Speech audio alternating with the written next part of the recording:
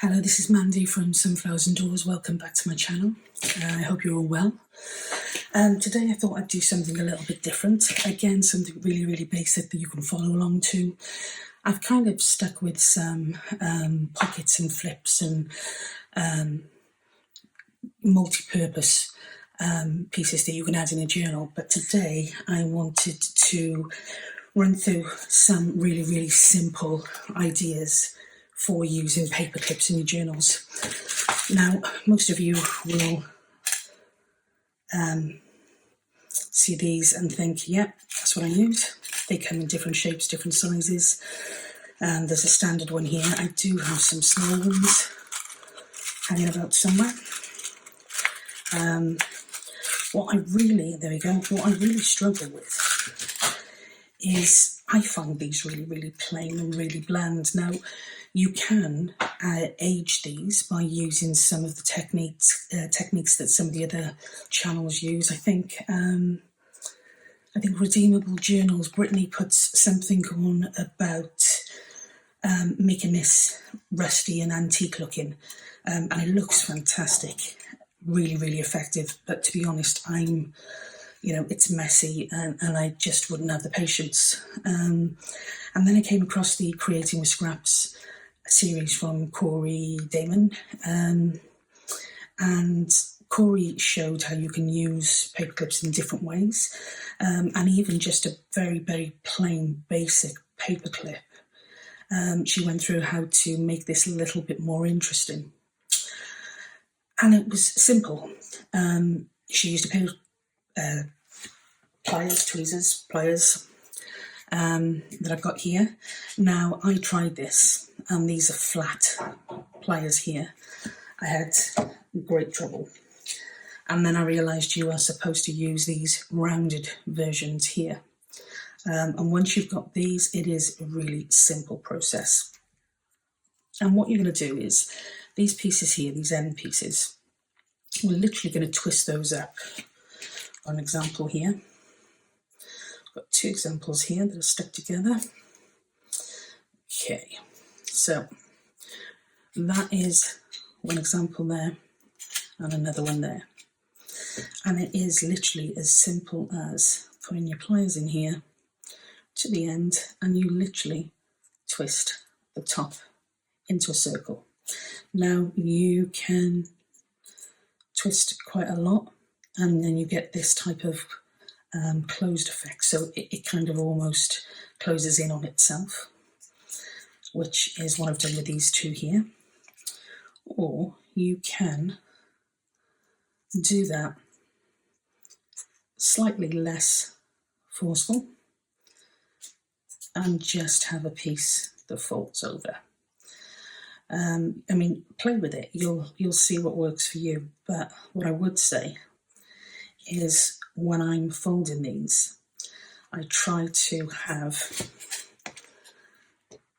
the outer end on the top.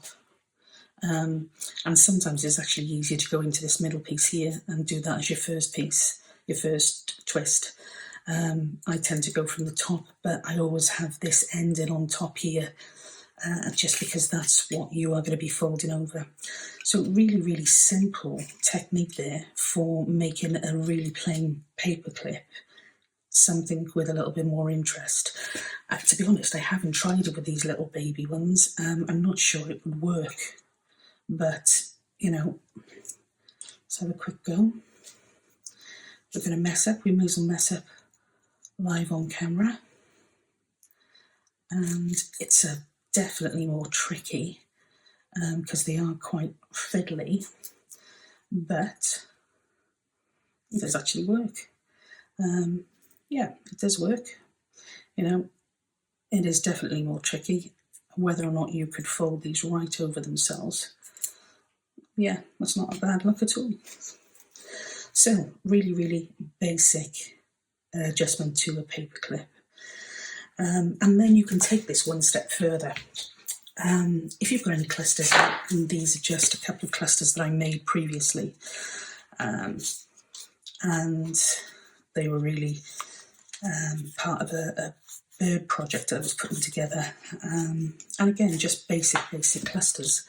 What you do need with this is you need to have something that the cluster can fit into. So with this particular piece here, I haven't left myself enough room. You would have to give yourself a bit more space here so that your paperclip could fit into your string or into your ribbon or whatever you're using as your cluster piece here. Something along the lines of this. So this is literally just a piece of card. I did start to tape that together. It's a piece of card that I've just folded in half. I've put it through our paperclip here, the bottom side, and you would literally just glue that on top of your cluster, obviously without the bulk of the material underneath, and you then have a piece that you can attach. Now when you attach it, just be a little bit careful because these can be a little bit in your way. So just take your time when you're attaching that to a belly band, a text spot, whatever it is that you are hoping to use this with. I'm going to actually have a go because I'm not happy just showing you like that. So I've got some card here, small piece of card. We're going to cut a section of that off. We're literally going to fold it in half. We are going to feed that through our material here so that it's on the bottom piece. Again, where the ends stick out, make sure that it is on this bottom piece here. If you put it on the top, you just don't stand a chance at all. And then what you would do with this is, as I said, you would attach that to your cluster. I'll do that now just so you can see it as an example. I'm going to use some fabric tack just because it's attaching to some ribbon and it doesn't always want to play. So you would literally just attach that, give it a bit of a squeeze until it joins and adheres. And there you would have your altered paperclip with your cluster. So again, if you want to attach that to something, you can push this inside in here. That's the bit that's going to go attached. This top section needs to go on the outside, the bottom section on the inside, and literally you play with it until you get that on your card, your belly band, whatever you're putting it on, and there you have your altered paperclip with a cluster. And you can move this from side to side, so depending on what you're putting it on and the type of look you want. So that is an altered paperclip, the same altered paperclip, but with a cluster added. And again, that is just in principle what we're doing. The next thing I want to show you, as I said, is going to be a really quick tutorial and something really basic that everybody can join along to. And the next thing I want to do is a hidden paperclip. So we need quite a deep piece of card once it's folded. And the reason for that is because we are going to use a paperclip inside. Now that will fit, but only barely, so let's put another piece here. Okay, so we've got a slightly bigger piece here. Is that going to give us any more room? Possibly not. I mean, we could go for just completely random. Now, I've never ever tried this, but we could go for a triangular one, which will be quite interesting. So again, let's just have a go.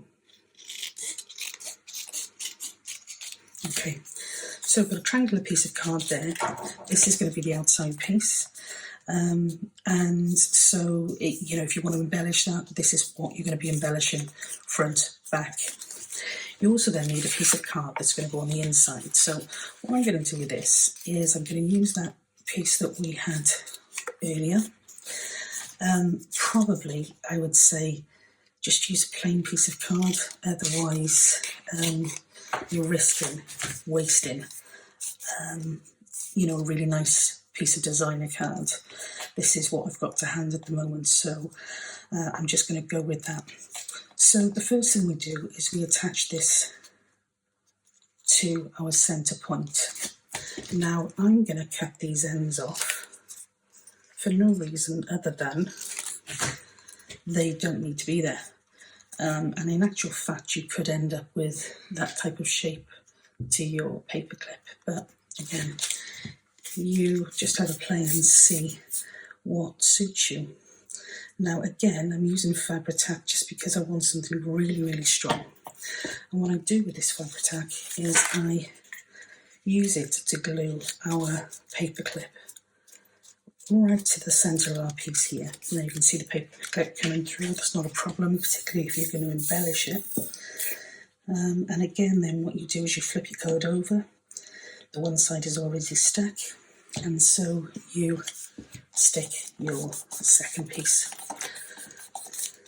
Okay, as I said, you can leave it like this as a really, I think it would probably look quite funky piece as a triangle. I've never done that before. I tend to just have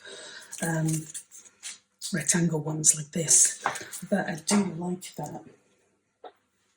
And then what you would be looking to do is fit that over your page. You literally open this section here slightly, make sure your glue is stuck, and you are going to slide this on top of your page. Right, let's do that from the other angle so you can see better. You can use it as a side hidden paperclip. You can use it as a top hidden paperclip. You can even use it as a tuck spot, where you put another piece of card in, which is going to stay really, really firm. And as I said, you can actually see here the paperclip. That doesn't always happen. It depends very much on the thickness of the card that you use as your outer piece. But if you're not happy with that, then just embellish it. Use something to cover that. Put a tag or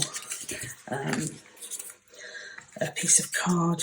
Make yourself a little cluster look. Whatever you want to do, just to hide that spot. And there you have it. It is literally as simple as that. So there's 3 ways there in which we use paper clips. There's a basic altar paperclip.